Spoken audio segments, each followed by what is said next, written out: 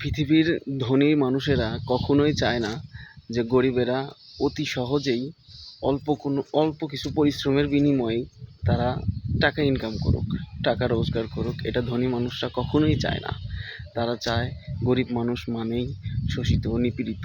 তারা অনেক কষ্ট করে, মেহনত করে নিজের মাথার ঘাম পায়ে ফেলে টাকা উপার্জন করবে।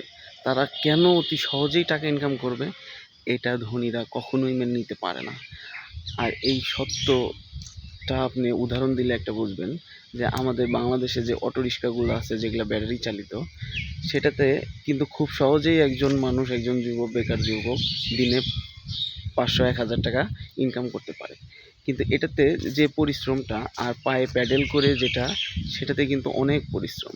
আর এখানে ধনীরা, আমাদের নেতারা চায় না যে অল্প পরিশ্রমের মাধ্যমে আপনি 1000 টাকা ইনকাম করুন। তারা চায় আপনি কষ্ট করে টাকা ইনকাম করুন। তাই তারা অটো রিক্সা বন্ধের তৎপরতা করে। তারা পারলে কিন্তু তার বিকল্প ব্যবস্থা করতে পারে, বিদ্যুতের বিকল্প ব্যবস্থা করতে পারে, সোলার প্যানেল লাগাতে পারে, অন্য কোনো ব্যবস্থা নিতে পারে। সেটা না করে তারা অটো রিক্সা বন্ধের পায়তারা চালাচ্ছে।